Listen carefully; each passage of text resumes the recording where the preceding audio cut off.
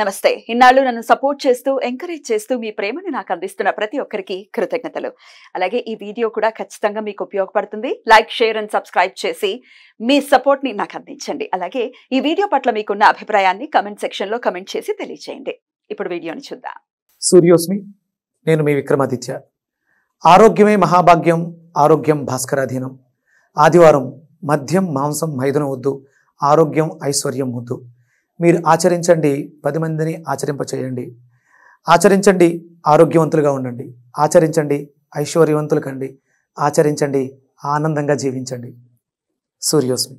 నమస్తే, welcome to our channel. నేను పద్మిని. ప్రస్తుతంతో పాటు ప్రముఖ ఆధ్యాత్మికవేత్త, సూర్య ఉపాసకులు, sun spiritual society founder Vikramaditya గారు మనతో పాటు ఉన్నారు. మాట్లాడదాం. సార్ నమస్తే. సార్ సూర్యోస్మి తల్లి. ఎందుకు నవ్వుతున్నారు sir? Special day. Special day. Yes, definitely. ఏమిటి స్పెషల్ డే అంటే? డిసెంబర్ మాసం కదా. అంటే పాత సంవత్సరాన్ని విడిచిపెట్టి కొత్త సంవత్సరంలో అడుగెడబోతూ ఒక్కళ్ళు ఇద్దరు ముగ్గురు అవుతారు, కుటుంబం పెద్దదవుతుంది. అంటే మనకి కొత్త సబ్స్క్రైబర్స్ వస్తారు కదా.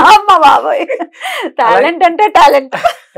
అలాగే మనకి నూతన సంవత్సరంలో ఒక అద్భుతమైనటువంటి ఆధ్యాత్మికవేత్త పురుడు పోసుకోబోతున్నాడు.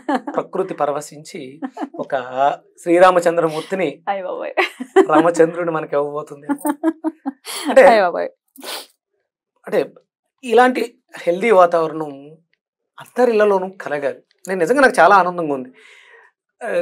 ఏం సాధించామంటే ఒక కొత్త తరానికి, అంటే 2025 చాలా ప్రమాదకరంగా పరిస్థితులు మారబోతున్నాయి. మరి ఇలాంటి వాతావరణంలోకి ఎంతోమంది జన్మలు తీసుకుంటూ ఉంటారు. కానీ అందరూ జన్మలు తీసుకోవడం వేరు.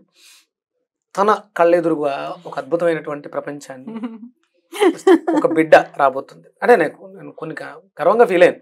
ఇక అప్పుడు 2021 మణిపద్మేహ మంత్రంతో ఒక బిడ్డ జన్మ తీసుకున్నాడు. ఇప్పుడు ఎంత వయసు ఎంత ఉంటుంది? 2021 4 years. అలాగే ప్రవచనాలు వింటూ జన్మలు తీసుకోబోతున్నటువంటి బిడ్డలందరికీ స్వాగతం పలుకుతూ, పాత సంవత్సరానికి స్వస్తి పలుకుతూ, కొత్త సంవత్సరాన్ని వాళ్ళకి ఆహ్వానం పలుకుతూ. Thank you so very much. ఇది నాకు మాత్రమే అర్థమవుతుంది, మీకు వాళ్ళకి కూడా తర్వాత అర్థమవుతుంది, మళ్ళీ అర్థం అవ్వచ్చు. సరే, ఓకే, అర్థమవుతున్నామో అంత తక్కువ అంచనా వేయకూడదు. సార్, బోర్డు మీద రాశారు డిసెంబర్ మాసం రాశి ఫలాలు చెప్పబోతున్నారా? రైట్.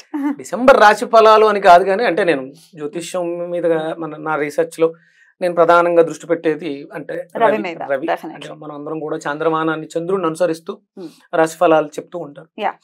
ఇక్కడ అంటే మనం రవిని అనుసరించి చేస్తున్నాం. ఇది ధనుర్మాసంలో ధనుర్ సంక్రమణం.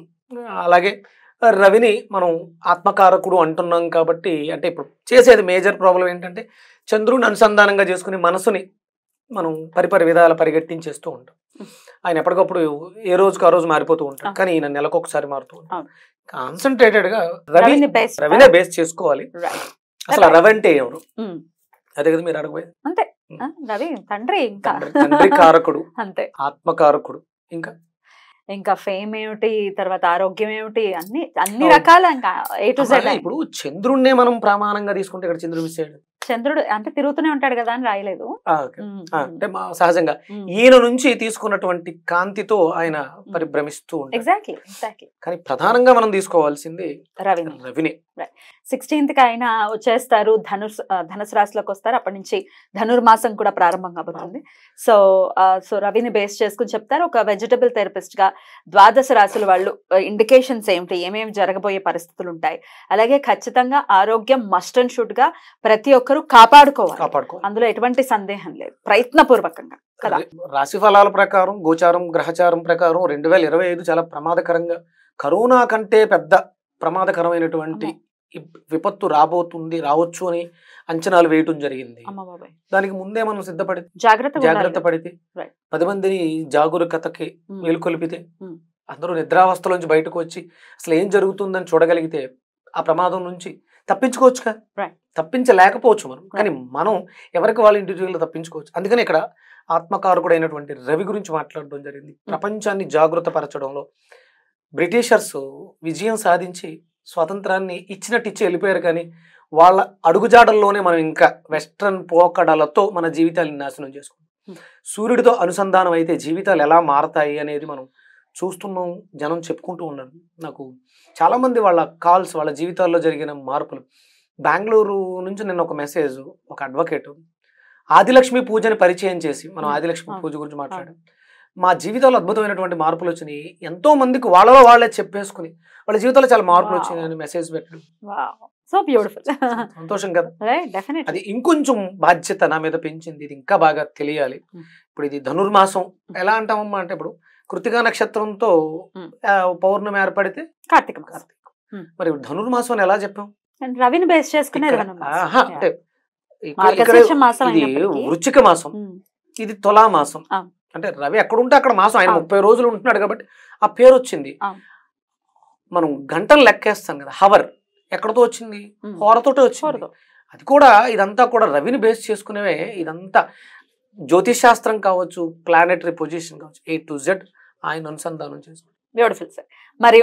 మరి ద్వాదశ రాశుల వాళ్ళకి ఎలాంటి పరిస్థితులు ఉండేటటువంటి పరిస్థితి ఉంటుంది అంటే, ఈ నెల్లాళ్ళు కూడా డిసెంబర్ మాసం అయిపోతున్నాయి. 2025 కూడా ఇంగ్లీష్ క్యాలెండర్ అయినప్పటికీ 25కి స్వాగతం పలుకుతాం మనము. మరి ఈ నెల్లాళ్ళు ఎలా ఉంటుందో ద్వాదశ రాశుల వాళ్ళకి ఒకసారి చూద్దాము. అలాగే ఆరోగ్యాన్ని కాపాడుకోవడం కోసం ఖచ్చితంగా ఏ రాశి వాళ్ళు ఏ రెమెడీస్ చేసుకోవచ్చు, ఏ వెజిటబుల్ ని ఖచ్చితంగా వాడుకోవాలి అనేది కూడా ఈ వీడియోస్ లో ఉంటుంది. ఇంకొక చిన్న మాట చెప్పిన అంటే, వెస్ట్రన్ లో ఇంగ్లీష్ మాసాలుగా తీసుకుందాం, ఇక్కడ మనకి దక్షిణాయనం అయిపోతుంది, తెల్లవారుతుంది, మనం దాన్ని ఏమంటారు బ్రాహ్మీ ముహూర్తంలో ఉన్నాం. బ్రాహ్మీ ముహూర్తం నుంచి దేవతలు నిద్రలేస్తున్నారు. అంటే న్యూ ఇయర్ సెలబ్రేషన్స్ దేవతలు నిద్రలేస్తున్నారు, వాళ్ళకి పగలు అంటే రాత్రి నుంచి పగల్లోకి వస్తున్నారు అనుకోవచ్చుగా. సెలబ్రేట్ చేసుకుందాం దాన్ని కూడా. దక్షిణాయనం నుంచి ఉత్తరాయణంలోకి నడక మార్చుకుంటున్నాడు రవి. మనం అక్కడే తీసుకుందాం. ఒక రకంగా చెప్పాలంటే డిసెంబర్ మిత్ర జయంతి, డిసెంబర్ 25వ తారీఖు మిత్ర జయంతి. అన్యమతస్థులు దాన్ని వేరేగా సెలబ్రేట్ చేసుకుంటున్నా మిత్ర అనే అంటే, ఇప్పుడు కనిపిస్తున్న సూర్యుడు ద్వాదశ ఆదిత్యులు అంటే కనిపిస్తున్న సూర్యుడే ఆవిడ గర్భంలోకి ప్రవేశించి ద్వాదశాదిత్యులుగా జన్మ తీసుకున్నారా కదా. మనకి కశ్యప ప్రజాపతి కడుపు గర్భంలోకి అంటే అదితి గర్భంలో అప్పుడు ఆయన అడుగుతుంది, పిల్లలు కావాలని కోరుకోండి, ఆ సూర్యుడిని వేరుకుంటది, నువ్వే నా గర్భంలో జన్మించని కోరుకుంది. అక్కడ మిత్రుడిగా జన్మ తీసుకున్నారు. అది డిసెంబర్ 25 మిత్ర జయంతిగా అంటే మనకి ఇక్కడ భారతదేశంలో చేసుకోరు. అందుకే మనం డిసెంబర్ 31 అంటే ఈ పాత సంవత్సరానికి స్వస్తి పలుకుతూ కొత్త సంవత్సరంలో ప్రవేశించవచ్చు, తప్పేం లేదు. ఉత్తరాయణానికి వెల్కమ్ చెప్పొచ్చు, చాలా ఉత్సాహంగా.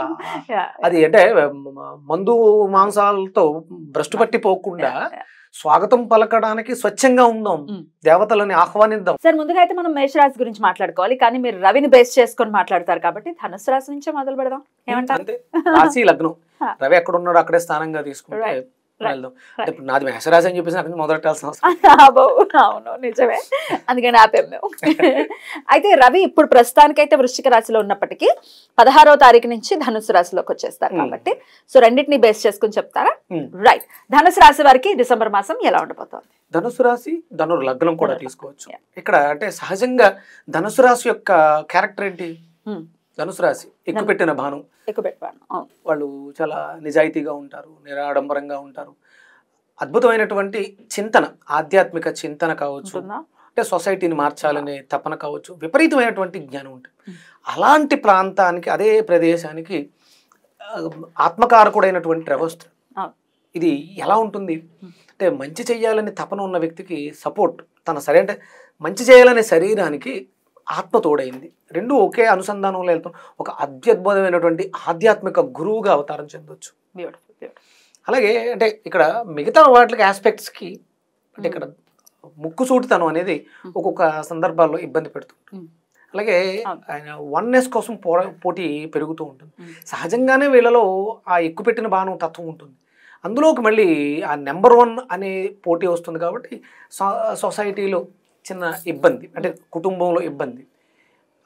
ఇలాంటి సందర్భాల్లో సమన్వయత, అవతల వాళ్ళతో వాదిస్తే ఏమొస్తుంది, నేను కింగ్, అప్పుడు నేను ఎవరితో మాట్లాడాలి, నాకున్న పైన ఉన్నతం వాళ్ళతో మాట్లాడితే అర్థం అవుతుంది, బ్యాలెన్స్ అవుతుంది. కింద వాళ్ళతో మాట్లాడితే ఎమోషన్స్, లోయర్ ఎమోషన్స్ ఇబ్బంది పెట్టేస్తాయి. అందుకని ఇక్కడ మౌనం వహించడం మంచిది.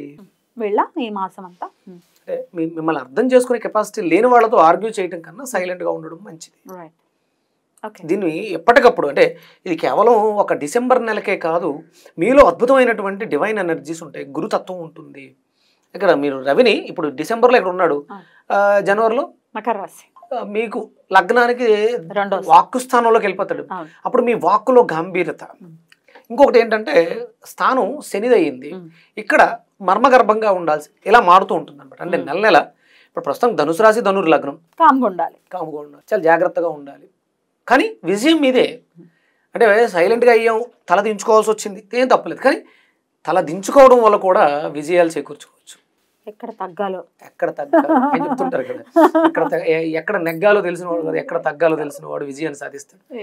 డెఫినెట్గా ఇది అంటే భారతదేశానికి ఉన్నటువంటి ఔన్నత్యం ఇది.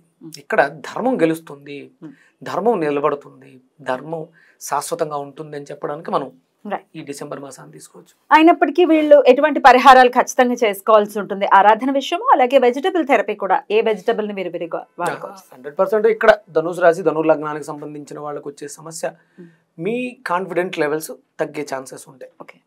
అక్కడ అంటే రవి బాగలేకపోతే, రవి బాగుంటే ఆ రెండిట్లో బ్యాలెన్స్ చేసుకుని కొబ్బరిని తీసుకోవడం ద్వారా, కొబ్బరి బెల్లాన్ని తీసుకోవడం ద్వారా, రవి కారకత్వాలకు సంబంధించిన పదార్థాలు తీసుకోవడం ద్వారా. రవి కారకత్వాన్ని మనం ఏం చెప్తాం, దప్పడం చెప్తాం. దప్పడం కూర వండుకో తినడం, అలాగే కొబ్బరిని విరివిగా వాడటం చేయడం ద్వారా మీకు వచ్చే సమస్యలు సహజంగా ఈ ధనుసు రాశి ధనుర్లగ్నం వాళ్ళకి బోన్ రిలేటెడ్ ప్రాబ్లమ్స్, పెయిన్స్ ఎక్కువ ఇబ్బంది పెడుతూ ఉంటాయి, వాటి నుంచి పరిష్కారం లభిస్తుంది. ఇక ఆరాధన విషయం వస్తే ఇక మనం ఎప్పుడూ చెప్పేదే ఒకటే ఆరాధన సమస్త దోషాలకి పరిష్కారం చెప్పగలుగుతుంది. రవి ఆరాధన, అలాగే గురువు యొక్క ఆరాధన. రవినే గురువుగా ఆరాధిస్తే అంటే ఆంజనేయ స్వామిగా మీరు మారితే మీ లక్ష్యాలు మీరు సాధించగలుగుతారు. Right sir. రవి ఆరాధన విశేషంగా అర్ఘ్య ప్రదానం అనుకోవచ్చు, సూర్య నమస్కారాలు అనుకోవచ్చు. కంపల్సరీ అంటే సూర్య నమస్కారాలు చేయడం ద్వారా ఫ్లెక్సిబిలిటీ బాగుంటుంది, బోన్ లో స్ట్రెంగ్త్ పెరుగుతుంది. సూర్య నమస్కారాలు చేయడం విశేషం. Beautiful sir. ఇండికేషన్స్ ఏమేమి, ఏ విషయాల్లో జాగ్రత్త పడాలి, ఏం చెయ్యాలి అనేది తెలియజేస్తారు. ఒక మంత్రం కూడా చెప్దాం. ఇప్పుడు అనిపించింది డిసెంబర్ లో మిత్ర జయంతి జరుగుతున్నప్పుడు మిత్రాయ నమః, ఓం హ్రాం హరీం హ్రూం హరైం హ్రోం హ్రహ మిత్రాయ నమః ఈ మంత్రాన్ని జపించడం ద్వారా మీకు అద్భుతమైనటువంటి విజయాలు చెప్తారు. బ్యూటిఫుల్ సార్, చాలా అద్భుతంగా వివరించారు. కృతజ్ఞతలు. ఇంకా ఆర్డర్లో వెళ్ళిపోదామా మకర రాశిలో నుంచి? ఓకే, నెక్స్ట్ వీడియోలో మకర రాశి గురించి తెలుసుకుందాం. Thank you so very much sir. నమస్తే. సూర్యస్మిత.